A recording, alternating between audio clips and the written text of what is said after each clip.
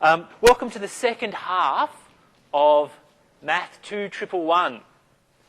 Okay, you've had the first half on several variable calculus, and in the second half we're going to be looking at a field called vector calculus. Okay, it's very, very exciting, very interesting, lots of applications. In today's lecture, we're going to finish off multiple integration. In particular, we're going to have a look at the applications of multiple integrals with a focus on double integrals. Okay, so what can we use these type of integrals for in an applied context? That's the idea. All right, the basic sequence of events: you get onto my e-learning Vista, you download the notes, print them out, and then fill in the blanks in lectures. Okay, so let's get down to it. Today's lecture consists of three things. Firstly, we're going to look at the mass, first moments, and centre of mass of thin plates.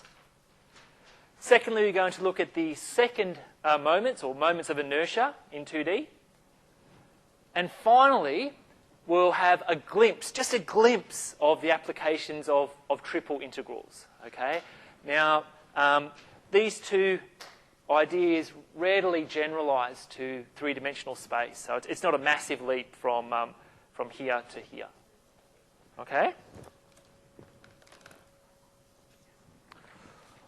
All right, so let's talk about the centre of mass first. Okay, applied mathematicians are interested in the centre of mass because if they know where the centre of mass is, then they can control a system. All right, you can think of the centre of mass as a point in which the mass is concentrated at. Okay, so for example, when you're designing a Formula 1 car, engineers want to keep the centre of mass, they call it the centre of gravity, as low as possible to the ground, so the car will handle better, go faster. Okay? Engineers are interested in the centre of mass because when you know the centre of mass of a system, then you can control it, make sure that if the structure is supposed to stand up, then the structure stands up. Okay?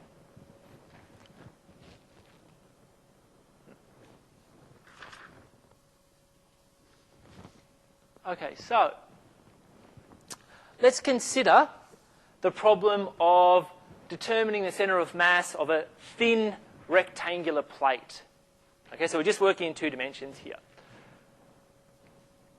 Now, at any point in this rectangle, we're going to associate a density function with that particular point. Okay, we're going to denote the density function by delta x comma y. All right. Now, a material's density, strictly speaking, is its mass per unit volume. But in two dimensions, well, volume it doesn't really make a lot of sense. Okay. So what we do is we're going to use units that we can measure. So, in particular, we're going to use the mass per unit area. Okay? All right.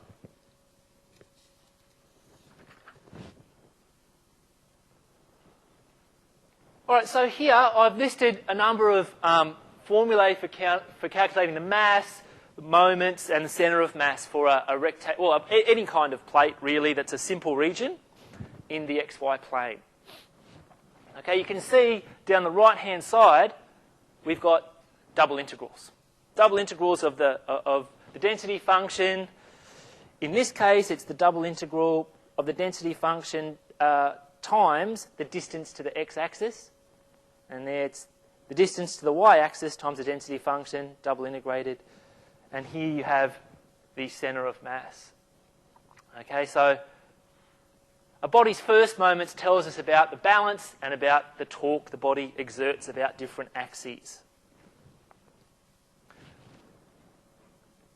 Okay, so where do these things come from? Well, I'm glad you asked. Sure, Alex.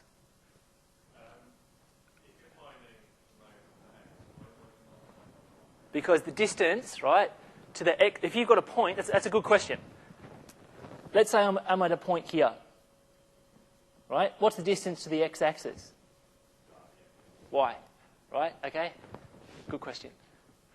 All right, so to come up with these formulae, it's just the basic slice and sum technique. You will be familiar with it when you were introduced to double integrals. Set up your Riemann sums and take the limit as the size of the rectangles go to 0. Okay, so let's slice up our rectangle with equal cuts. The width of the cuts are equal. And the red rectangle here is going to be denoted by R sub ij.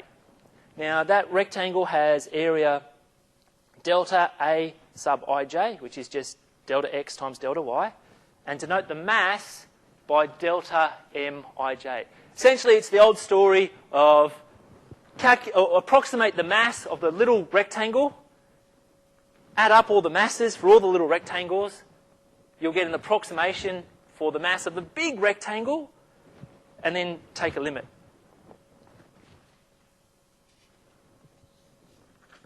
All right, so how do we do it? Well, we choose a so-called sample point in our rectangle Rij. Okay, I'm going to denote that by Pij, and we can just use this notation as well. All right.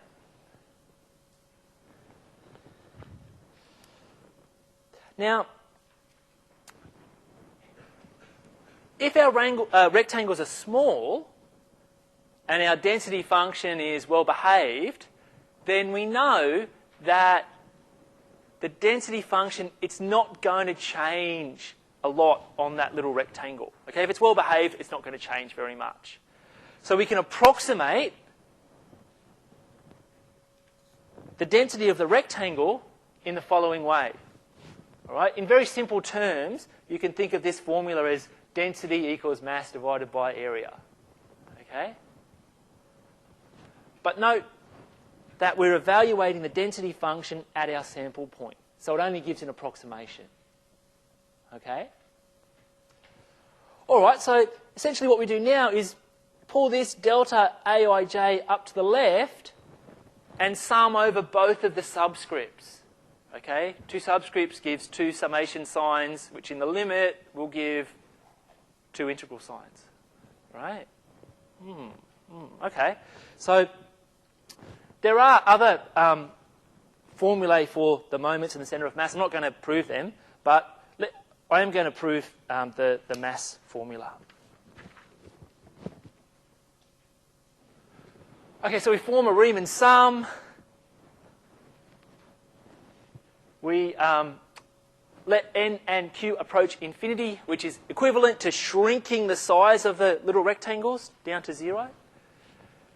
And over here we're going to get a dA. The integrand is going to be delta x comma y. And the two summation signs go to integral signs. That's the basic setup of it. Okay, you would have seen that for single integrals. Probably John Crest did it for the double integral case. But it's the same old story. All the integrals that you've looked at so far are the limits of Riemann sums. That's it. Okay? All right, what about plates with non-rectangular regions?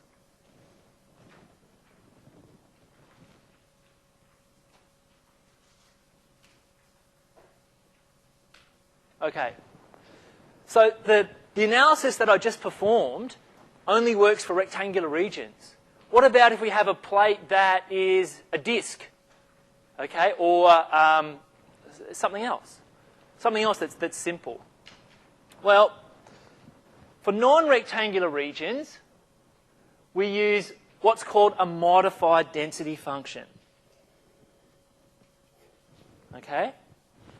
Now, this modified density function, it's denoted by this delta bar. And what we do is we choose a rectangle R that's bigger than the given region D that the plate covers.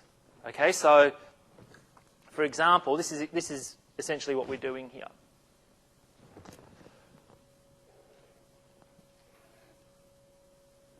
So we've got some simple region D, like that. What we do is we choose a rectangle that covers that region D. Okay? What we do then is, well, we define this new function, delta bar. It's just the regular density function if we're inside the region D, but it's 0 outside the region D. Okay? So this delta bar is actually defined on that rectangle. So we've extended the domain of definition, I guess, to a degree. All right, so how does that help us with the mass of the plate? Well, the mass of the plate is just the double integral of the modified density function over the bigger rectangle R. Okay, does anybody see that approach as familiar? Is that what John Crest did with you when you were doing double integrals? Can I have a show of hands? Is that the way? Yes? Yes. Okay, good. All right, it's very simple. Very simple. Okay, so let's do an example and see how we can solve these problems. Right, so we've got a thin metal plate in the shape of a triangle. We're given a density function and we're asked to calculate the plate's mass, the first moments, and the centre of mass. Okay, so the first thing we want to do here is to mathematically describe the region D. All right, so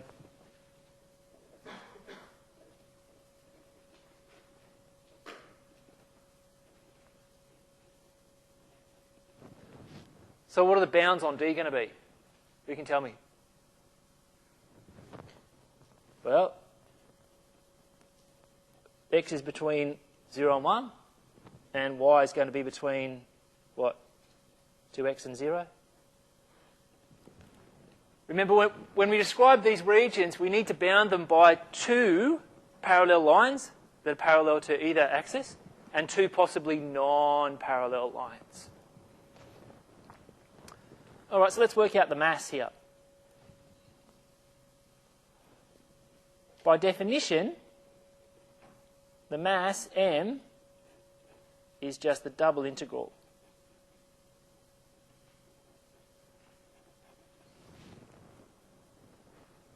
The double integral of the density function over D. All right, so now it just comes down to writing it out as a specific integral. So we've got 1, 0, 2x, 0, x plus y plus 2, dy dx. Okay, so there's nothing difficult about this integral. It's very straightforward. Remember, with double integrals, you work your way from the inside to the outside. So do the inside integral first. Integrate with respect to y, keeping the other variables fixed. Okay, so we'll get something a little like this.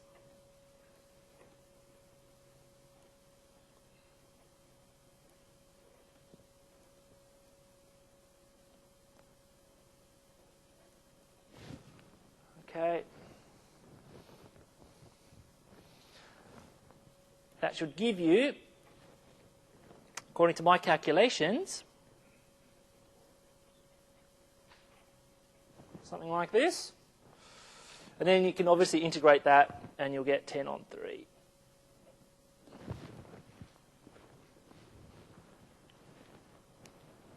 Okay? All right, so the next part of the question was to calculate the first moments.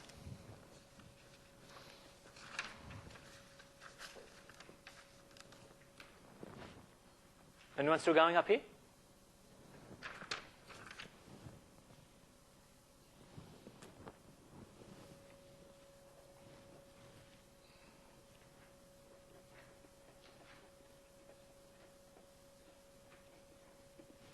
Right, so I'm just going to do it about the x-axis.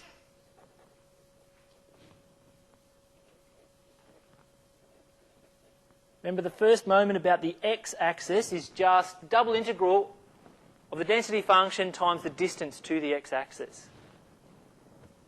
Right? All right, so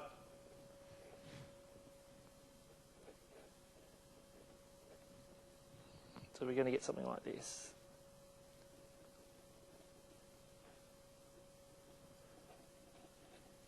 Okay, again, nothing tricky about this integration. You can just go through and just do the inside integral first, do the outside integral, and you should get down to something like this.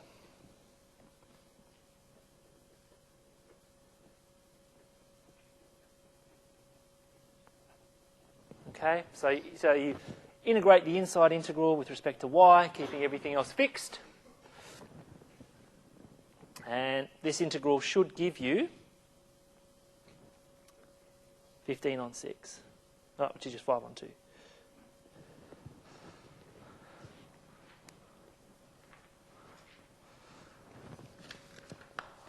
All right, so in a similar fashion, you can calculate the other moment. Okay, I won't do all the calculations for you here, but you'll get 7 on 3. So putting all that information together, we can now calculate the centre of mass of our plate.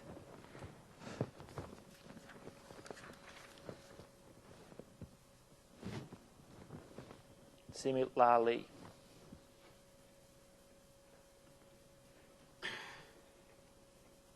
Okay.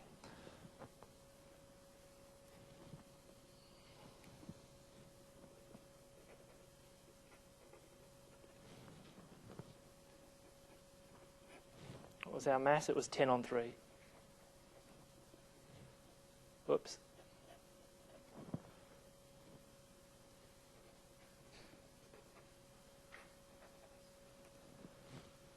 What did we get there? 5 on 2.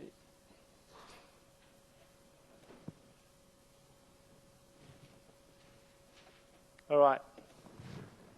So we put our parts A and B together, come up with our centre of mass. Now, a good check is to always see if the centre of mass lies within your plate. Okay? We're going to be dealing with very simple shapes, and it would be a bit worrying if the centre of mass wasn't actually inside the object itself. That would trouble me. Okay? That would trouble me.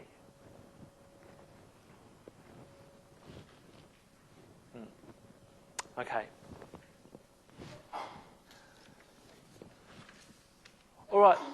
Let's have a look at the moments of inertia, the so-called second moments. All right. Now, the moment of inertia of, say, a shaft, in some ways, resembles the moment of inertia of a locomotive. All right. What makes the locomotive difficult to start or stop is its mass. Okay? For, say, a rotating shaft, what makes it difficult to start or stop rotating is its moment of inertia, the second moment, right? So we're going to look at this in an applied environment. We're going to have a look at some beams and the strength of those. But that's a very good comparison there, I find. Okay, so what are the respective formulae for moments of inertia? Well, I've listed some of them there.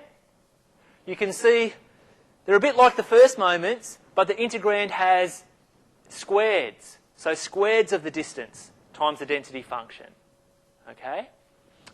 There's also the so-called polar moment, or the second moment about the origin, which is just the sum of the two integrals I sub x and I sub y.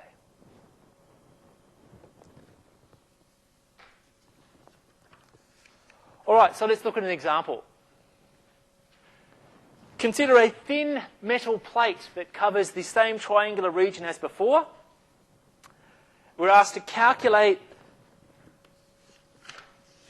the second moments, including the polar moments. All right? Okay, so from the previous example, we calculated the mass, so we don't need to do that again.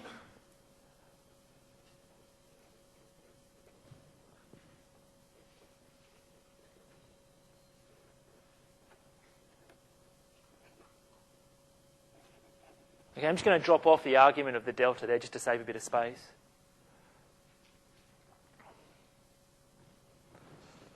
All right, for this example, our integrand is going to be, what's it going to be? It's going to be yx squared plus y cubed plus 2y squared dA. All right, we have the same description from before. So we can put in our limits of integration.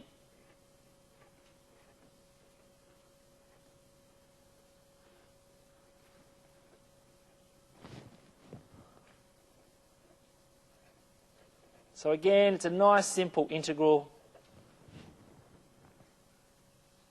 And we can just go through, integrate the inside integral first, move on to the outside integral. So if you integrate the inside integral, you should get down to something like this. Oops, sorry.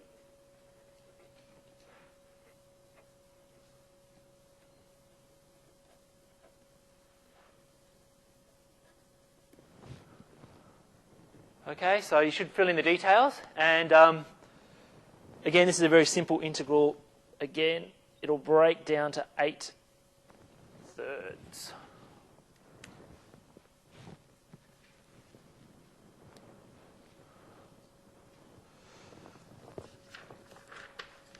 All right, so similarly,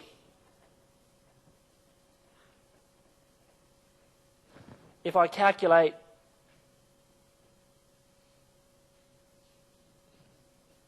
I sub y, just again applying the formula, I get 9/5.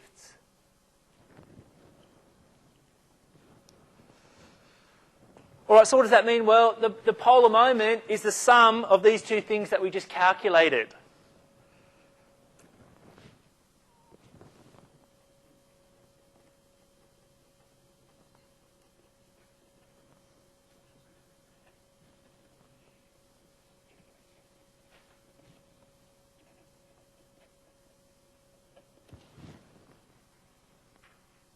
Okay, oops.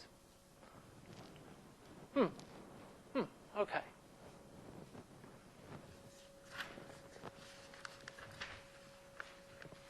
All right, so you're probably very familiar with these calculations. Okay, you're probably sitting there going, well, you know, we've done integrals with Cress. I'm very happy with double integrals. I don't need to know how to integrate. Let's look at put this in an applied context.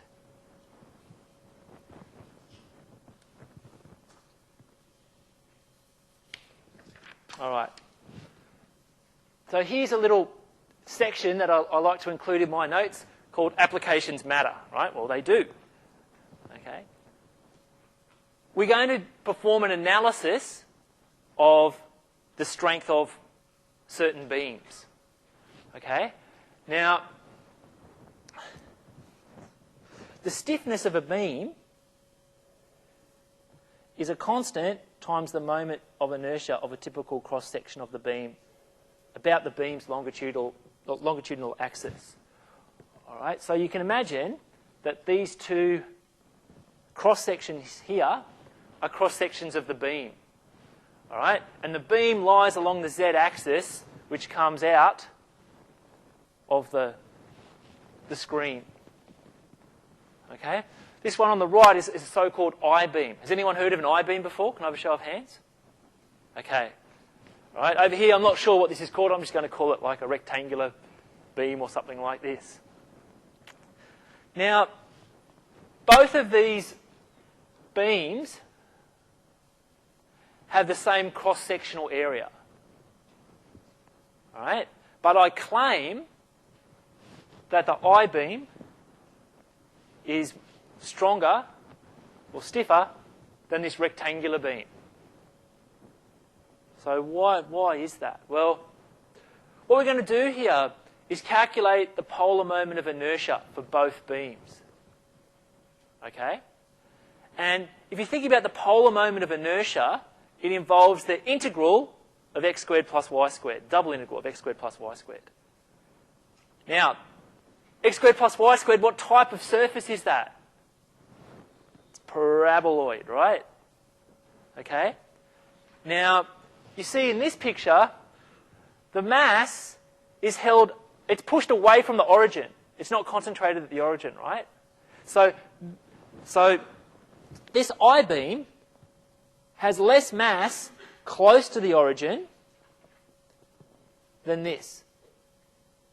So what it means is the volume above this I-beam, but underneath the paraboloid x squared plus y squared, there's more volume here than here.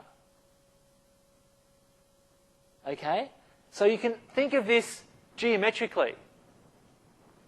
For these problems where the beams have constant density, it's just a volume problem. Okay. Well, I'm going to go through and prove this now. Prove that the I-beam is actually stronger than the rectangular beam. Oh.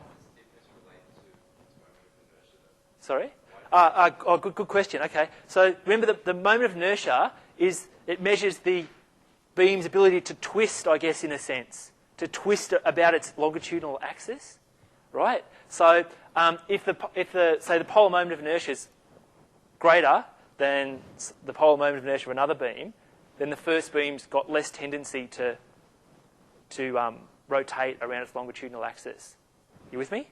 Good question. Okay, so very easy to calculate the polar moment of inertia for this one. All right, let's go through and do that. So here I've described the region. All right. So, yep. So for this one,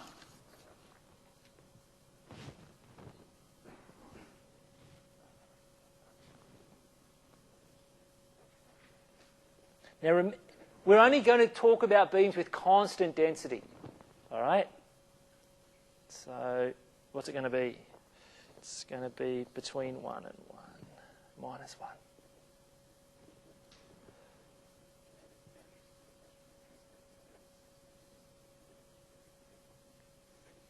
Okay, it doesn't really matter which way you do it. I've done it this way in my notes. All right, so delta's a constant. You can bring it out the front.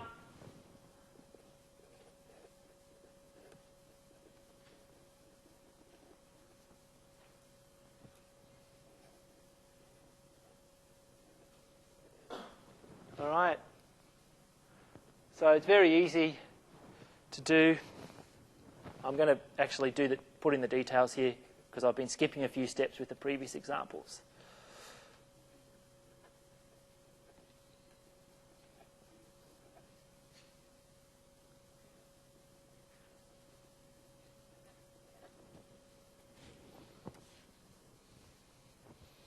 Okay, if you put in x equals 1 and x equals minus 1, you'll get down to something like this.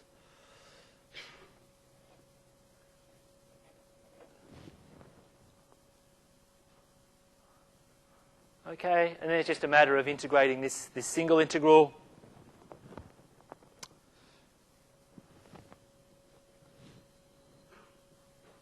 If you do that, you'll get 8 delta on 3. Remember, delta is just a constant here. All right, so now that's the less interesting case. The more interesting case is the actual I-beam. Okay, so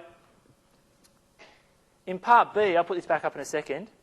In part B of this question, you're asked to form an I-beam by making some vertical slices along the lines x equals positive 1/3 and negative 1/3, and then rearrange. Okay, form a new I-beam.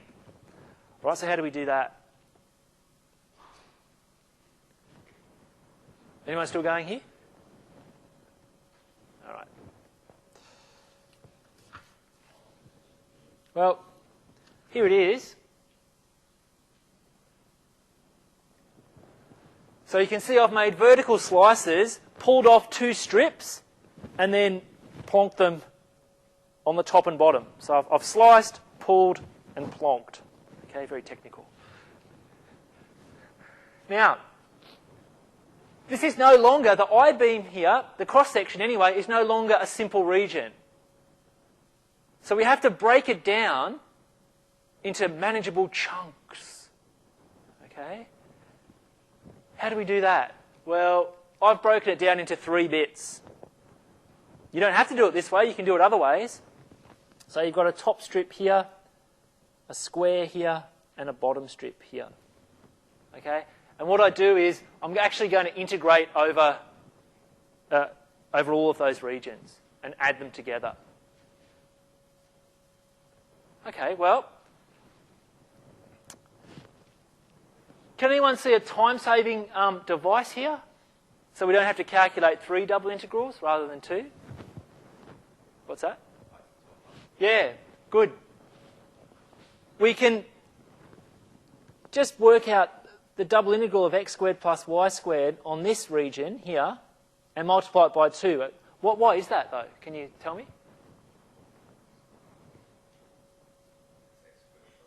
Yeah, yes, x squared plus y squared symmetrical. Very good. Very good. All right.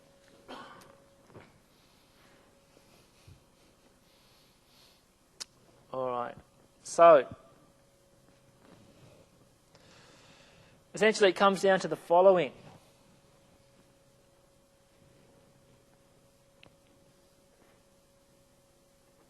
Now, if you wanted to, you could, if you wanted to, just integrate on that region and double your answer as well, but I haven't done that.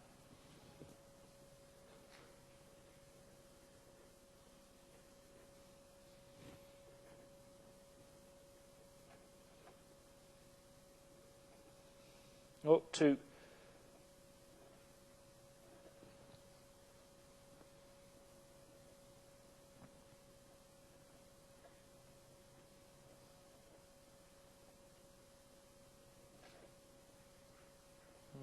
And now you've got the differentials the other way around here.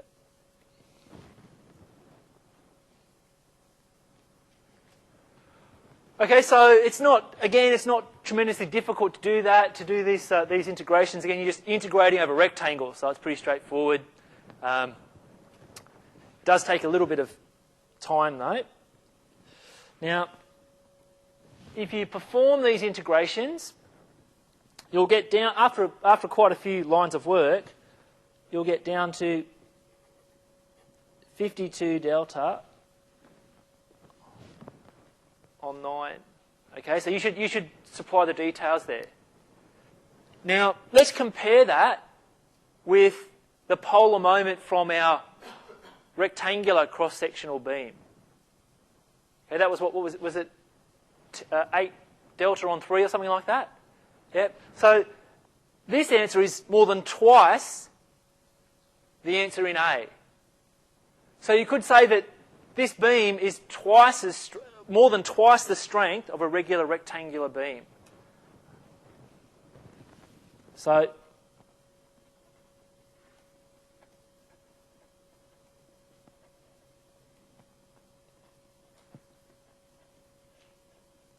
the answer in part A, this is actually more than twice that answer. Now, of course, you may go, well, hang on, beams can break in different ways. So this is, again, just a simplification, all right? But I think it's very nice. I think it's actually, you can actually walk around campus where they're building, new cancer research institutes and whatnot, and actually see I-beams, okay? I walk around and I see them all the time. Now I notice them, okay? Anyway, now you know why they're there. Questions? Any questions so far? Okay.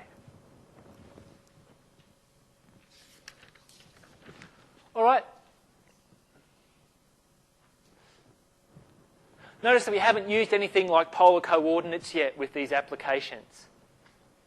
In this particular example, we're going to use polar coordinates. So we want to calculate the polar moment of inertia about the origin of a thin plate that is a quarter of a circle. Okay? And in particular, the density function here is constant and it's equal to 2. All right, by definition, the polar moment of inertia is this double integral here.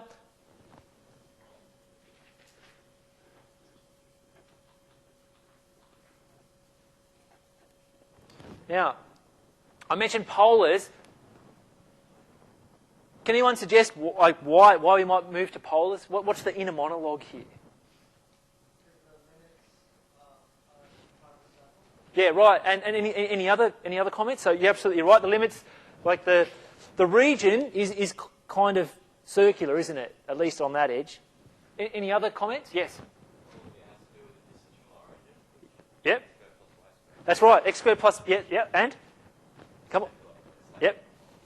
So you would expect that, well, the integrand is x squared plus y squared, right? And you would expect that to simplify greatly when you move to polar coordinates, right? You're going to get cos squared plus sine squared or something like that. So that's another good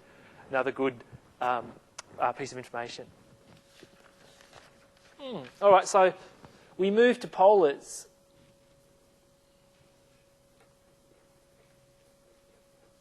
Oops. Polars. All right, so let's analyse our picture, and we know that R is between 0 and 1, and theta, the angle, is going to be, it's a quarter turn, so it's between 0 and pi on 2. Now remember, in polars, we substitute x with r cos theta, y with r sine theta, and dA with r dr d theta. Yes. Yes.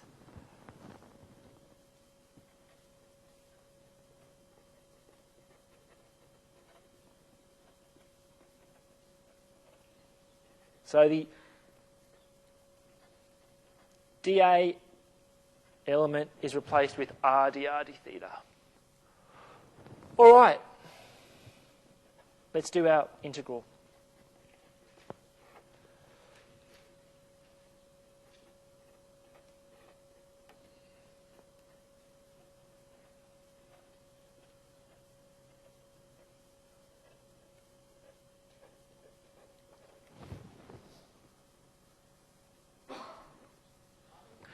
Okay, so don't forget about this r here. Right? A lot of students, they forget about this r. All right? So the whole thing simplifies nicely.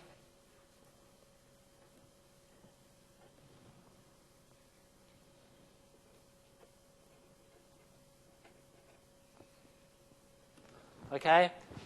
Note that we have constants in the limits of integration, right? So we can actually reduce this double integral down to the multiplication of two single integrals. Right? It's a very good time saver.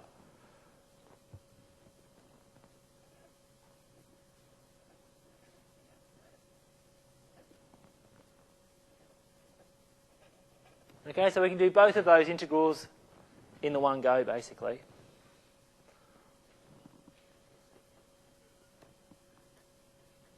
Something like this.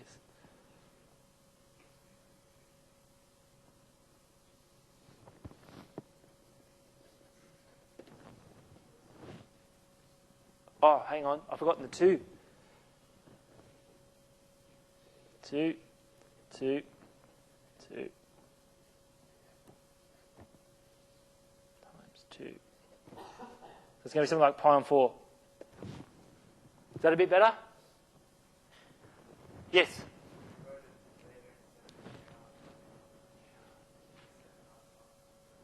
Oh, yeah, you're right. Thank you.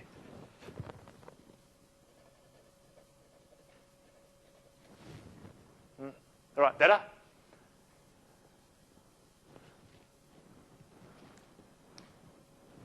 Okay, so pretty simple, right? So a standard, for example, class test 2 question might involve, given a plate with a particular density function, occupying a certain region, calculate its mass, calculate its moments. Okay, very straightforward, very straightforward. Now, it would be unlikely for you to get these formulae. Okay, so you won't get the formula for the mass. Given the density, you won't get the formula for the mass. All right. If we're very kind, we might give you the other formula, but no guarantees. I'll let you know.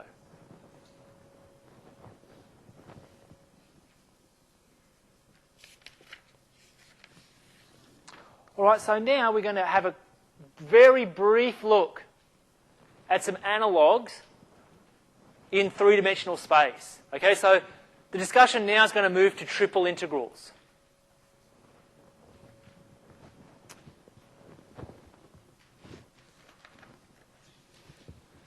So here it is. There's a lot of information on this slide. But for a solid occupying some region in space, given its density function, we can calculate its mass, its moments, centre of mass, etc. Now, to come up with these formulae, especially, for example, this first one, you would just use the same, well, very similar techniques as I did at the start of the lecture. Instead of slicing two ways, horizontally and vertically, you've got another slice to make. All right? So break your object, a box, down into little boxes. Approximate the volume, the mass of each little box. Okay? And then add up all the masses to get the mass of the total box. Okay? Again, you're going to have 3 subscripts now when you sum. So you're going to get 3 integrals. You're going to get a triple integral. Okay, and again, you would use the formula density equals mass over volume. Just like we did, but we had mass over area in the 2-dimensional case. All right?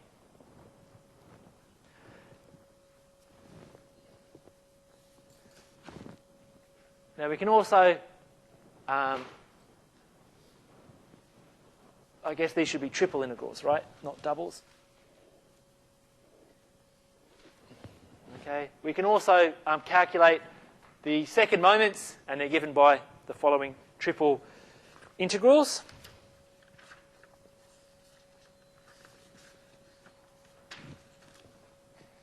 Now, symmetry is very important with these problems. I've included a few problems in your handout where symmetry is very, very important. Okay, it can greatly simplify calculations.